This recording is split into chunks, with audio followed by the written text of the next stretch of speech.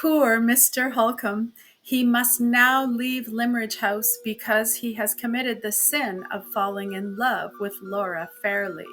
Laura can feel it. She notices this, and it's made her uncomfortable. And Marion Holcombe also has noticed this, and she will not have it. She is kind to Walter when she confronts him. She says to him, "I know you've fallen in love with my sister Laura, and that was wrong. But because you haven't acted upon it, I will give you the dignity of allowing you to leave in a dignified fashion, but you gotta go." And then, shockingly, she lets him know that Laura is already engaged to be married. Married to somebody she probably doesn't love, but we don't know that much about this engagement yet. Well, let's continue on today. Chapters 11 and 12. Let's go. Not a word more was said on either side as we walked back to the house. Miss Holcombe hastened immediately to her sister's room, and I withdrew to my studio to set in order all of Mr. Fairlie's drawings that I had not yet mounted and restored before I resigned them to the care of other hands. Thoughts that I had hitherto restrained, thoughts that made my position harder than ever to endure, crowded on me now that I was alone.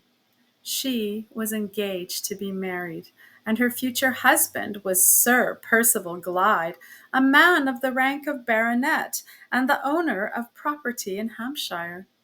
There were hundreds of baronets in England and dozens of landowners in Hampshire. Judging by the ordinary rules of evidence, I had not the shadow of a reason, thus far, for connecting Sir Percival Glyde with the suspicious words of inquiry that had been spoken to me by the woman in white, and yet I did connect him with them. Was it because he had now become associated in my mind with Miss Fairlie? Miss Fairlie being in her turn associated with Anne Catherick. Since the night when I had discovered the ominous likeness between them, had the events of the morning so unnerved me already that I was at the mercy of any delusion which common chances and common coincidences might suggest to my imagination. Impossible to say. I could only feel that what had passed between Miss Holcombe and myself on our way from the summer house had affected me very strangely. The foreboding of some undiscoverable danger lying hid from us all in the darkness of the future was strong on me.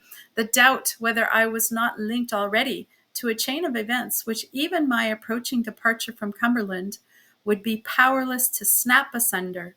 The doubt whether we, any of us, saw the end as the end would really be, gathered more and more darkly over my mind. Poignant as it was, the sense of suffering caused by the miserable end of my brief, presumptuous love seemed to be blunted and deadened by the still stronger sense of something obscurely impending, something invisibly threatening that time was holding over our heads.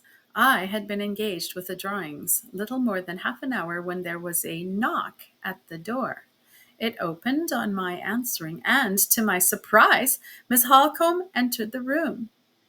Her manner was angry and agitated. She caught up a chair for herself before I could give her one and sat down on it close at my side. "Mr. Hartright," she said, "I had hoped that all painful subjects of conversation were exhausted between us, for today at least, but it is not to be so. There is some underhand villainy at work to frighten my sister about her approaching marriage. You saw me send the gardener on to the house with a letter addressed in a strange handwriting to Miss Fairlie?" "Certainly." "The letter is an anonymous letter, a vile attempt to injure Sir Percival Glyde in my sister's estimation. It has so agitated and alarmed her that I have had the greatest possible difficulty in composing her spirit sufficiently to allow me to leave her room and come here. I know this is a family matter on which I ought not to consult you, and in which you can feel no concern or interest." "I beg your pardon, Miss Holcombe. I feel the strongest possible concern and interest in anything that affects Miss Fairlie's happiness or yours." "I'm glad to hear you say so. You are the only person in the house or out of it who can advise me. Mr. Fairlie, in his state of health, and with his horror of difficulties and mysteries of all kinds, is not to be thought of. The clergyman is a good, weak man who knows nothing out of the routine of his duties, and our neighbors are just the sort of comfortable jog-trot acquaintances whom one cannot disturb in times of trouble and danger. What I want to know is this: ought I at once to take such steps as I can to discover the writer of the letter, or ought I to wait and apply to Mr. Fairlie's legal adviser tomorrow? It is a question, perhaps a very important one, of gaining or losing a day. Tell me what you think, Mr. Hartright, if necessity had not already obliged me to take you into my confidence under very delicate circumstances. Even my helpless situation would perhaps be no excuse for me. But as things are, as I cannot surely be wrong after all that has passed between us, in forgetting that you are a friend of only 3 months' standing. She gave me the letter. It began abruptly, without any preliminary form of address, as follows: Do you believe in dreams? I hope for your own sake that you do. See what Scripture says about dreams and their fulfillment. Genesis 40, verse 8, Genesis 41, verse 25, and Daniel chapter 4, verses 18 to 25. And take the warning I send you before it is too late. Last night I dreamed about you, Miss Fairlie. I dreamed that I was standing inside the communion rails of a church, I on one side of the altar table, and the clergyman with his surplice and his prayer book on the other. After a time, there walked towards us, down the aisle of a church, a man and a woman coming to be married. You were the woman. You looked so pretty and innocent in your beautiful white silk dress and your long white lace veil that my heart felt for you, and the tears came into my eyes. They were tears of pity, young lady, that heaven blesses, and instead of falling from my eyes, like the everyday tears that we all of us shed, they turned into 2 rays of light, which slanted nearer and nearer to the man standing at the altar with you, till they touched his breast. The 2 rays sprang ill arches like 2 rainbows between him and me. I looked along them, and I saw down into his inmost heart. The outside of the man you were marrying was fair enough to see. He was neither tall nor short. He was a little below the middle size, a light, active, high-spirited man of about 45 years old to look at. He had a pale face and was bald over the forehead, but had dark hair on the rest of his head.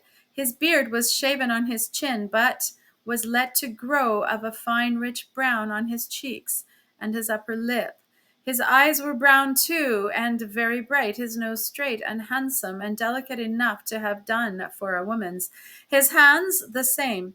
He was troubled from time to time with a dry, hacking cough, and when he put up his white hand to his mouth, he showed the red scar of an old wound across the back of it. Have I dreamt of the right man? You know best, Miss Fairlie, and you can say if I was deceived or not. Read next what I saw beneath the outside. I entreat you, read and profit. I looked along the 2 rays of light, and I saw down into his inmost heart. It was black as night, and on it were written in the red flaming letters, which are the handwriting of the fallen angel. Without pity and without remorse, he has strewn with misery the paths of others, and he will live to strew with misery the path of this woman by his side. I read that, and then the rays of light shifted and pointed over his shoulder, and there behind him stood a fiend, laughing, and the rays of light shifted once more and pointed over your shoulder, and there behind you stood an angel, weeping. And the rays of light shifted for the 3rd time and pointed straight between you and that man. They widened and widened, thrusting you both asunder, one from the other, and the clergyman looked for the marriage service in vain. It was gone out of the book, and he shut up the leaves and put it from him in despair. And I woke with my eyes full of tears and my heart beating, for I believe in dreams. Believe too, Miss Fairlie, I beg you for your own sake, believe, as I do. Joseph and Daniel and others in Scripture believed in dreams. Inquire into the past life of that man with the scar on his hand before you say the words that make you his miserable wife. I don't give you this warning on my account, but on yours. I have an interest in your well-being that will live as long as I draw breath. Your mother's daughter has a tender place in my heart, for your mother was my first, my best, my only friend. There the extraordinary letter ended without signature of any sort. The handwriting afforded no prospect of a clue. It was traced on ruled lines in the cramped conventional copybook character technically termed small hand. It was feeble and faint and defaced by blots, but had otherwise nothing to distinguish it. This was not an illiterate letter, said Miss Holcombe, and at the same time it is surely too incoherent to be the letter of an educated person in the higher ranks of life. The reference to the bridal dress and veil and other little expressions seemed to point to it as the production of some woman. What do you think, Mr. Hartright? I think so too. It seems to me to be not only the letter of a woman, but of a woman whose mind must be deranged, suggested Miss Holcombe. It struck me in that light too. I did not answer. While I was speaking, my eyes rested on the last sentence of the letter. Your mother's daughter had a tender place in my heart, for your mother was my first, my best, and my only friend. Those words and the doubt which had just escaped me as to the sanity of the writer of the letter, acting together on my mind, suggested an idea which I was literally afraid to express openly or even to encourage secretly. I began to doubt whether my own faculties were not in danger of losing their balance. It seemed almost like a monomania to be tracing back everything strange that happened, everything unexpected that was said, always to the same hidden source and the same sinister influence. I resolved this time, in defense of my own courage and my own sense, to come to no decision that plain fact did not warrant, and to turn my back resolutely on everything that tempted me in the shape of surmise. If we have any chance of tracing the person who has written this, I said, returning the letter to Miss Holcombe, there can be no harm in seizing our opportunity the moment it offers. I think we ought to speak to the gardener again about the elderly woman who gave him the letter, and then to continue our inquiries in the village. But first, let me ask a question. You mentioned just now the alternative of consulting Mr. Fairlie's legal adviser tomorrow. There is no possibility of communicating with him earlier? Why not today? I can only explain, replied Miss Holcombe, by entering into certain particulars connected with my sister's marriage engagement, which I did not think it necessary or desirable to mention to you this morning. One of Sir Percival Glyde's objects in coming here on Monday is to fix the period of his marriage, which has hitherto been left quite unsettled. He is anxious that the event should take place before the end of the year. Does Miss Fairlie know of this wish? I asked eagerly. She has no suspicion of it, and after what has happened, I shall not take the responsibility upon myself of enlightening her. Sir Percival has only mentioned his views to Mr. Fairlie, who has told me himself that he is ready and anxious, as Laura's guardian, to forward them. He has written to London to the family solicitor, Mr. Gilmore. Mr. Gilmore happens to be away in Glasgow on business, and he has replied by proposing to stop at Limmeridge House on his way back to town. He will arrive tomorrow, and will stay with us a few days so as to allow Sir Percival time to plead his own cause. If he succeeds, Mr. Gilmore will then return to London, taking with him his instructions for my sister's marriage settlement. You understand now, Mr. Hartright, why I speak of waiting to take legal advice until tomorrow? Mr. Gilmore is the old and tried friend of 2 generations of Fairlies, and we can trust him as we could trust no one else. The marriage settlement? The mere hearing of these 2 words stung me with a jealous despair that was poison to my higher and better instincts. I began to think, it is hard to confess this, but I must suppress nothing from beginning to end of the terrible story But I now stand committed to reveal. I began to think, with a hateful eagerness of hope, of the vague charges against Sir Percival Glyde, which the anonymous letter contained. What if these wild accusations rested on a foundation of truth? What if their truth could be proved before the fatal words of consent were spoken and the marriage settlement was drawn?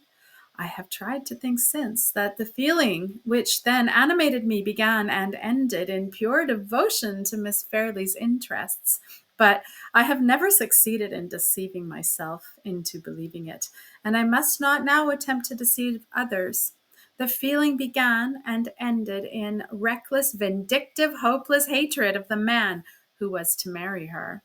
If we are to find out anything, I said, speaking under the new influence which was now directing me, we had better not let another minute slip by us unemployed. I can only suggest once more the propriety of questioning the gardener a second time, and of inquiring in the village immediately afterwards. I think I may be of use to you in both cases, said Miss Holcombe, rising. Let us go, Mr. Hartright, at once, and do the best we can together.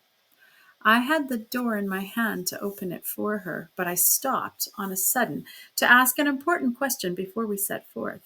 One of the paragraphs of the anonymous letter, I said, contains some sentence of minute personal description. Sir Percival Glyde's name is not mentioned, I know, but does that description at all resemble him? Accurately, even in stating his age to be 45. 45. And she was not yet 21. Men of his age married wives of her age every day, and experience had shown those marriages to be often the happiest ones. I knew that, and yet the mention of his age, when I contrasted it with hers, added to my blind hatred and distrust of him. Accurately, Miss Holcombe continued, even to the scar on his right hand, which is the scar of a wound that he received years since when he was traveling in Italy. There can be no doubt that every peculiarity of his personal appearance is thoroughly well known to the writer of the letter. Even a cough that he is troubled with is mentioned, if I remember right. Yes, and mentioned correctly. He treats it lightly himself, though it sometimes makes his friends anxious about him. I suppose no whispers have ever been heard against his character? Mr. Hartright, I hope you are not unjust enough to let that infamous letter influence you. I felt the blood rush up to my cheeks, for I knew it had influenced me. I hope not, I answered confusedly. Perhaps I had no right to ask the question. I am not sorry you asked it, she said, for it enables me to do justice to Sir Percival's reputation. Not a whisper, Mr. Hartright, has ever reached me or my family against him. He has fought successfully 2 contested elections and has come out of the ordeal unscathed. A man who can do that in England is a man whose character is established. I opened the door for her in silence and followed her out. She had not convinced me. If the recording angel had come down from heaven to confirm her and had opened his book to my mortal eyes, the recording angel would not have convinced me. We found the gardener at work as usual. No amount of questioning could extract a single answer of any importance from the lad's impenetrable stupidity. The woman who had given him the letter was an elderly woman. She had not spoken a word to him, and she had gone away towards the south in a great hurry. That was all the gardener could tell us. The village lay southward of the house, so to the village we went next. Chapter 12. Our inquiries at Limmeridge were patiently pursued in all directions and among all sorts and conditions of people, but nothing came of them. 3 of the villagers did certainly assure us that they had seen the woman, but as they were quite unable to describe her, and quite incapable of agreeing about the exact direction in which she was proceeding when they last saw her, these 3 bright exceptions to the general rule of total ignorance afforded no more real assistance to us than the mass of their unhelpful and unobservant neighbors. The course of our useless investigations brought us, in time, to the end of the village at which the schools established by Mrs. Fairlie were situated. As we passed the side of the building appropriated to the use of the boys, I suggested the propriety of making a last inquiry of the schoolmaster, whom we might presume to be, in virtue of his office, the most intelligent man in the place. "I am afraid the schoolmaster must have been occupied with his scholars," said Miss Holcombe, just at the time when the woman passed through the village and returned again. "However, we can but try." We entered the playground enclosure and walked by the schoolroom window to get round to the door, which was situated in the back of the building. I stopped for a moment at the window and looked in. The schoolmaster was sitting at his high desk with his back to me, apparently haranguing the pupils, who were all gathered together in front of him, with one exception. The one exception was a sturdy, white-headed boy, standing apart from all the rest on a stool in the corner. A forlorn little Crusoe, isolated in his own desert island of solitary penal disgrace. The door, when we got round to it, was ajar, and the schoolmaster's voice reached us plainly as we both stopped for a minute under the porch.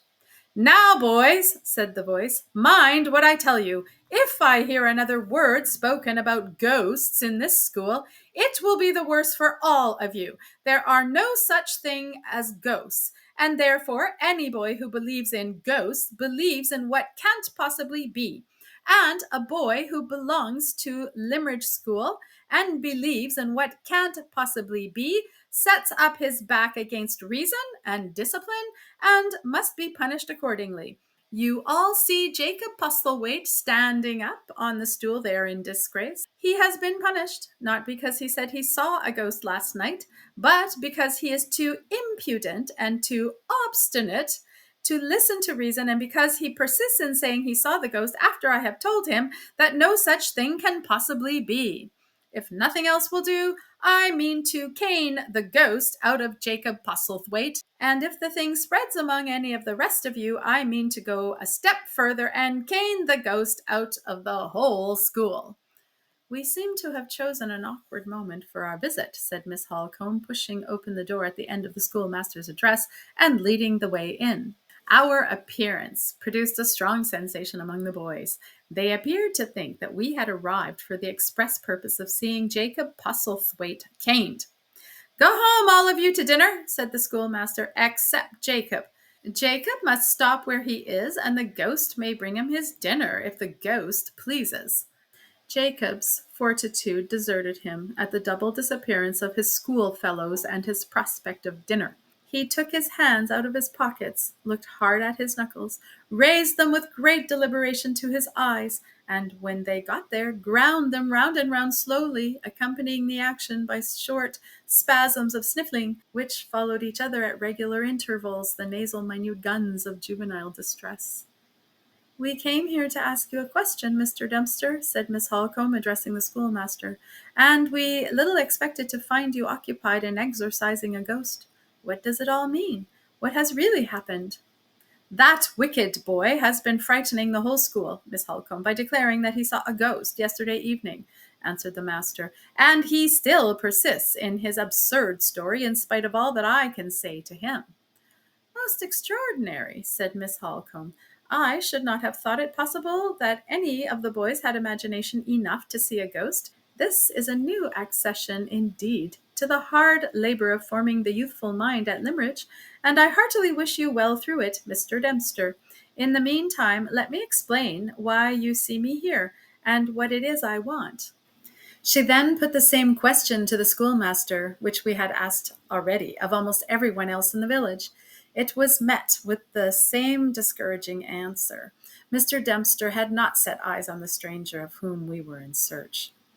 "We may as well return to the house, Mr. Hartwright," said Miss Holcombe. "The information we want is evidently not to be found." She had bowed to Mr. Dempster and was about to leave the schoolroom when the forlorn position of Jacob Postlethwaite, piteously sniffling on the stool of penitence, attracted her attention as she passed him, and made her stop good-humoredly to speak a word to the little prisoner before she opened the door. "You foolish boy," she said. Why don't you beg Mr. Dempster's pardon and hold your tongue about the ghost? But I saw a ghost, persisted Jacob Postlethwaite, with a stare of terror and a burst of tears. Stuff and nonsense! You saw nothing of the kind. Ghost, indeed! What ghost? I beg your pardon, Miss Holcombe, interposed the schoolmaster a little uneasily, but I think you had better not question the boy. The obstinate folly of his story is beyond all belief, and you might lead him into ignorantly what? Inquired Miss Holcombe sharply. Ignorantly shocking your feelings, said Mr. Dempster, looking very much discomposed. Upon my word, Mr. Dempster, you pay my feelings a great compliment in thinking them weak enough to be shocked by such an urchin as that. She turned with an air of satirical defiance to little Jacob and began to question him directly. Come, she said, I mean to know all about this, you naughty boy. When did you see the ghost? Yesterday evening at the gloaming, replied Jacob. Oh, you saw it yesterday evening in the twilight? And what was it like? All in white, as a ghost should be, answered the ghost seer, with a confidence beyond his years. And where was it? Away yonder, in the kirkyard, where a ghost ought to be. As a ghost should be, where a ghost ought to be. Why, you little fool, you talk as if the manners and customs of ghosts had been familiar to you from your infancy. You have got your story at your fingers' ends, at any rate. I suppose I shall hear next that you can actually tell me whose ghost it was. But I just can, replied Jacob, nodding his head with an air of gloomy triumph. Mr. Dempster had already tried several times to speak, while Miss Holcombe was examining his pupil, and now he interposed resolutely enough to make himself heard. Excuse me, Miss Holcombe, he said, if I venture to say that you are only encouraging the boy by asking him these questions. I will merely ask one more, Mr. Dempster, and then I shall be quite satisfied. Well, she continued, turning to the boy, and whose ghost was it? 'Tis the ghost of Mistress Fairlie, answered Jacob in a whisper.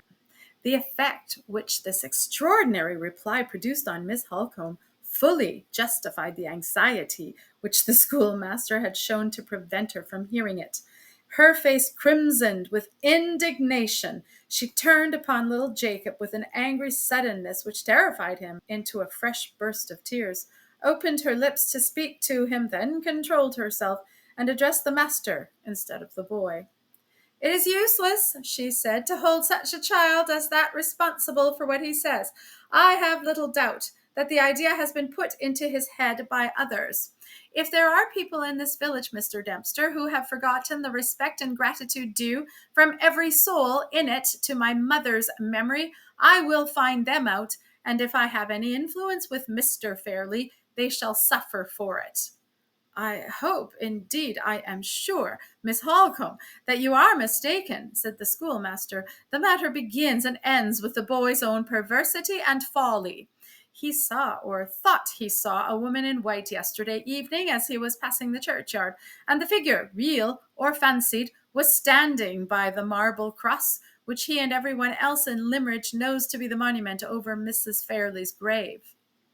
These two circumstances are surely sufficient to have suggested to the boy himself the answer which has so naturally shocked you?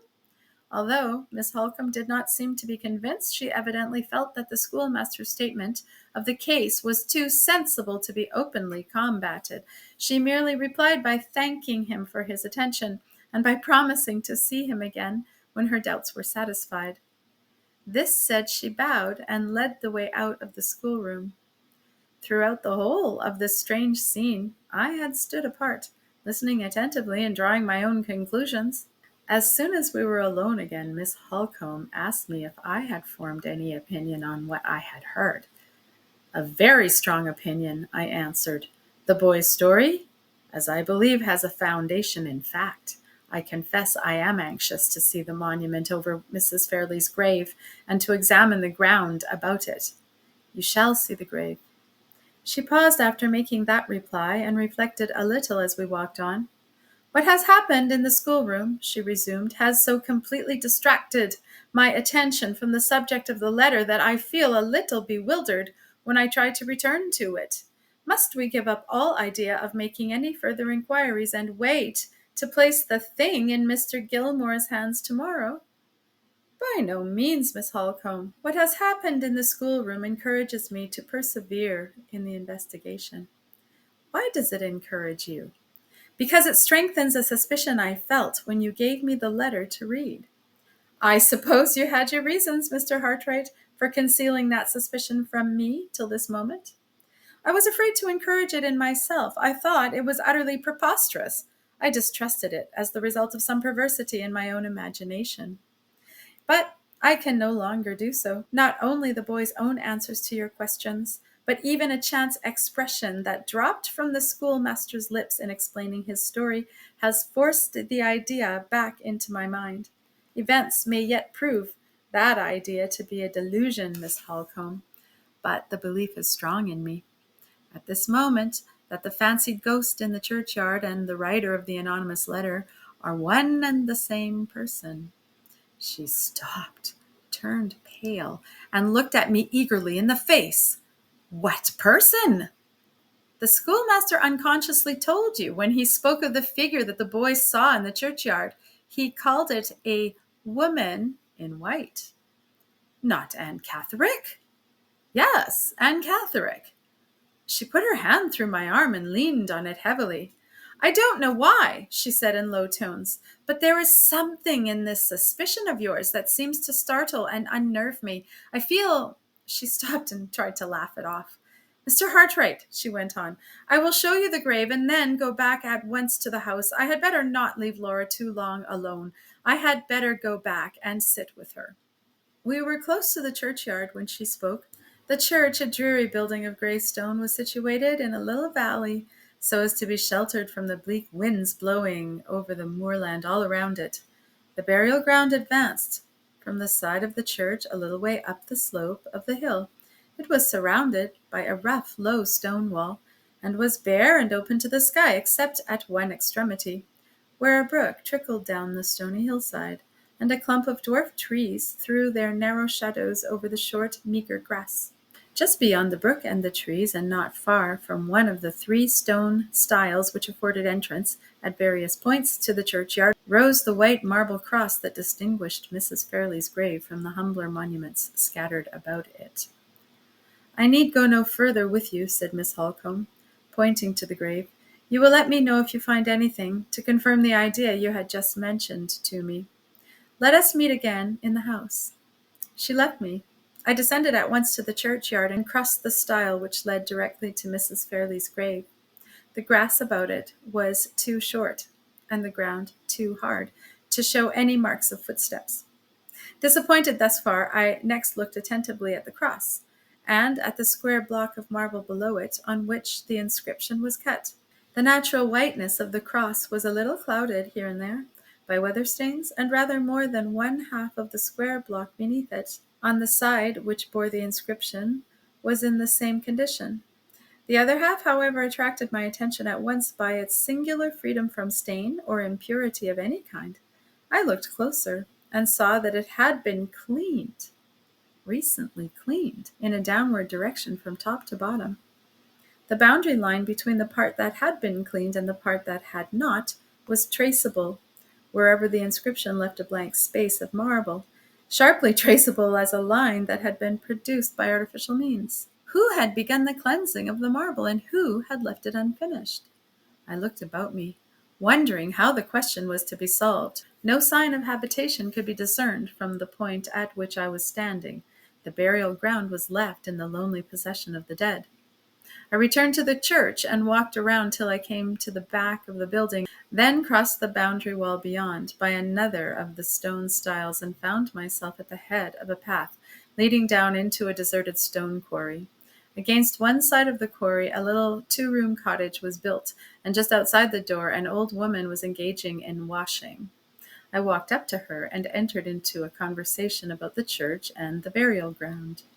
She was ready enough to talk, and almost the first words she said informed me that her husband filled the 2 offices of clerk and sexton.